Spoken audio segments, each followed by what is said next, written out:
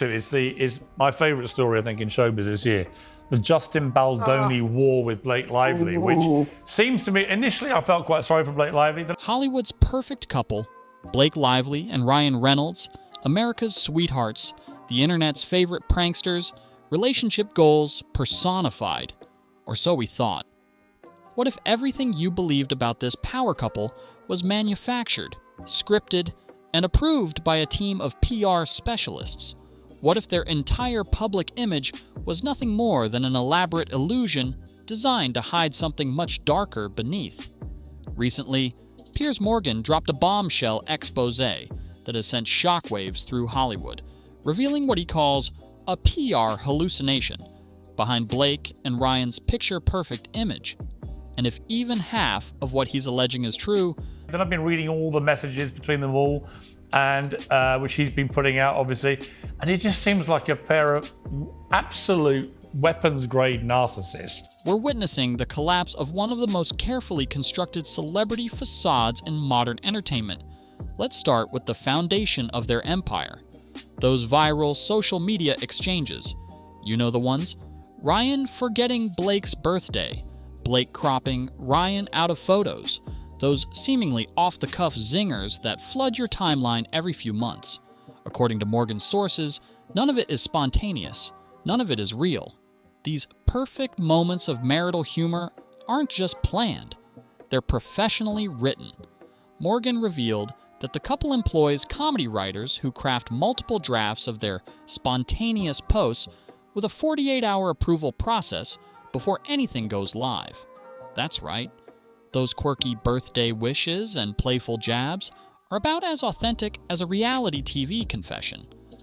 Now, spray gunning each other with as much dirt as they can possibly do, having spewed lovey-dovey stuff to each other for months on end. And again, critical drinker, this is in... A former staff member reportedly told Morgan, "You can't even mention what cereal they eat without legal clearance." Imagine living in a world where your breakfast choices require a team of lawyers to approve. That's not marriage, that's marketing.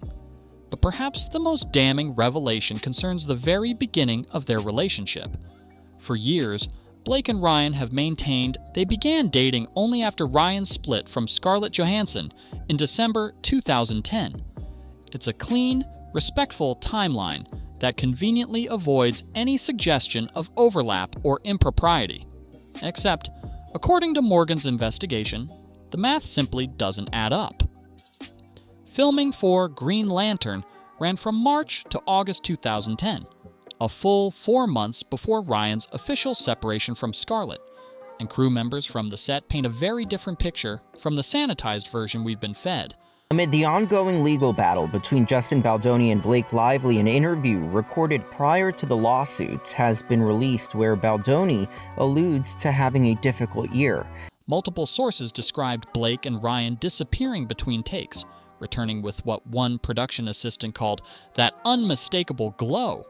Morgan even uncovered a July 2010 text message where Blake allegedly wrote, "I can't stop thinking about him. We have to be careful." If you're texting about needing to be careful, you're doing something that requires hiding.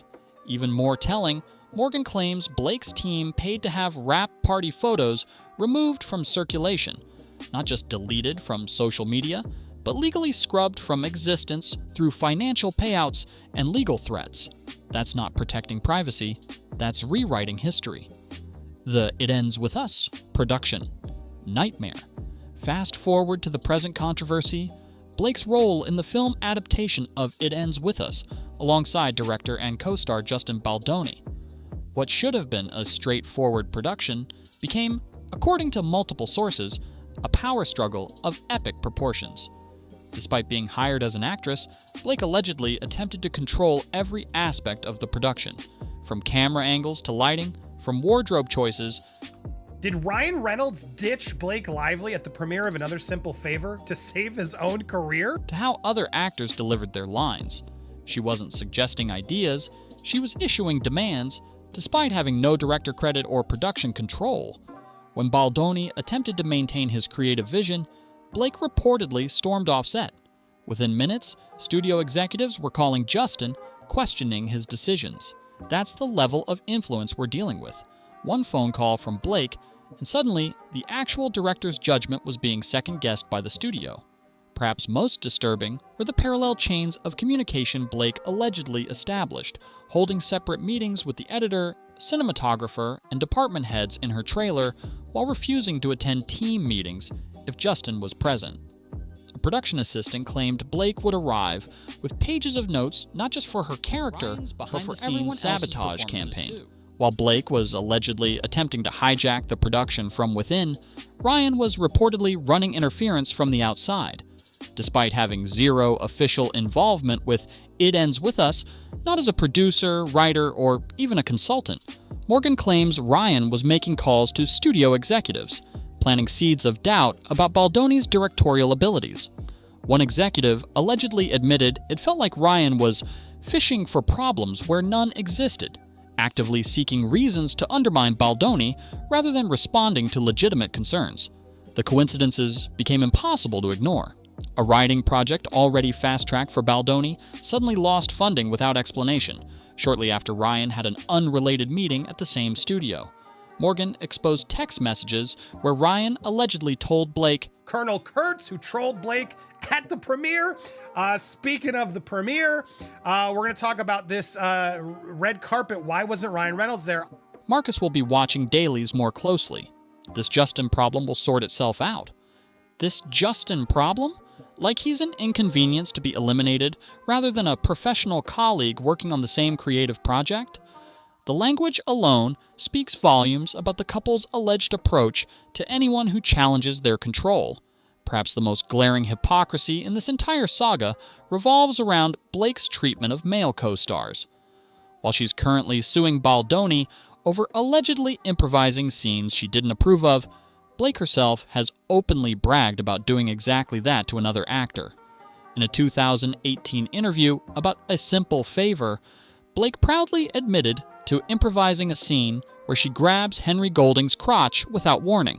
She laughed while recounting how she just went for it because she felt that's what her character would do. The director, rather than shutting it down, allegedly encouraged her to do it harder.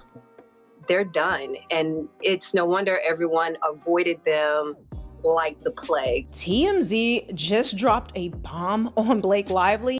Imagine if a male actor told this story about grabbing a female co-star without warning. Their career would be over before the interview ended. Yet Blake not only faced no consequences, she celebrated it as creative inspiration. Now she's in court claiming victimhood when someone else allegedly improvised around her. The double standard isn't just visible, it's blinding. Beyond the production itself, Morgan's sources described an even more insidious form of control: social ostracism. Blake and Ryan's famous dinner parties weren't just celebrity gatherings. They allegedly served as pressure points in an elaborate system of influence. Multiple producers admitted that after these gatherings, people mysteriously began ghosting Baldoni. No callbacks, no meetings, just silence. It was as if an invisible blacklist had formed overnight. The message was clear: associate with Justin Baldoni, and you lose access to the Reynolds social circle, along with all the connections, projects, and opportunities that come with it. In an industry built on relationships, this kind of social weaponization can be career-ending. When direct intimidation didn't fully neutralize Baldoni, Blake reportedly pulled her final move, systematically deleting every complimentary comment she'd ever made about him and instructing Ryan to rewrite the narrative from visionary director to creative differences in record time. Perhaps most troubling is how Blake and Ryan allegedly use their children as PR shields whenever controversy strikes. They present themselves as gold standard celebrity parents because they don't post their kids' faces online. The judge in the It Ends With Us case just denied Blake Lively. But does Ryan Reynolds have a smoking gun that he's been holding out on? A decision they frame as protecting their children's privacy. Yet according to Morgan's sources, they strategically deploy stories about those same children whenever their reputations need rehabilitation. A former nanny claimed they literally cataloged their children's cute moments and innocent phrases, filing them away as potential crisis brand faced backlash in 2022 for charging premium prices for fizzy water. She suddenly shared an adorable anecdote about her daughter calling sparkling water spicy water. Google searches for the controversy dropped 74% within 24 hours. Magic? No marketing. Similarly, when Ryan faced criticism for filming in Italy during pandemic lockdowns, a post suddenly appeared about his daughter mispronouncing words. Headlines shifted from questioning his travel decisions to celebrating his parenting. They don't post faces, but they post narratives. They've turned parenting into a smokescreen, marketing disguised as morality.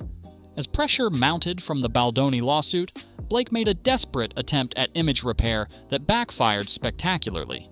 She popped up behind the counter at a Connecticut donut shop, posing for photos with her hair flowing freely while handling food, a clear health code violation. The backlash was immediate. Multiple complaints were filed with the Wilton Health Department, and Yelp was flooded with negative reviews, so many that the site temporarily disabled the page. When you're trying to look relatable, but end up triggering a health department investigation, you've miscalculated significantly. Rather than take responsibility, Blake's team reportedly spun it as a retaliation campaign, claiming the complaints came from people who never visited the shop. The real problem wasn't the celebrity playing pastry chef without proper food safety protocols. It was the public who dared to point it out. This wasn't about helping a local business.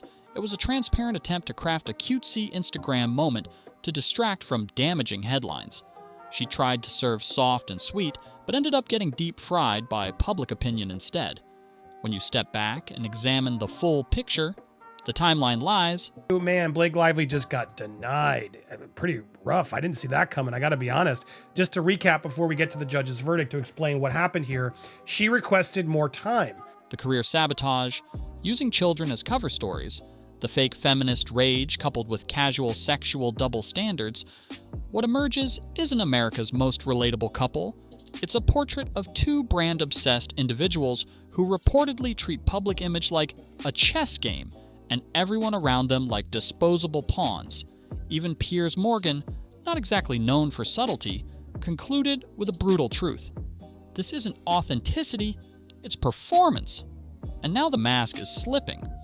Once that facade cracks, no amount of curated family moments or cocktail jokes on late-night television can repair it. The curtain has been pulled back, the illusion shattered. There's no returning to the carefully constructed fairy tale that Blake and Ryan spent years building. We've witnessed allegations of media manipulation, reputation erasure, origin story fabrication, and hiding behind their children when scandals erupted. They weren't a power couple, they were a power cover-up. And now that cover-up appears to be collapsing under the weight of its own contradictions. Hollywood has long been built on illusion, but rarely has a fall from grace been so spectacularly documented. The perfect couple narrative has crumbled, leaving behind uncomfortable questions about authenticity, power, and accountability in an industry that often rewards image over substance. What happens next?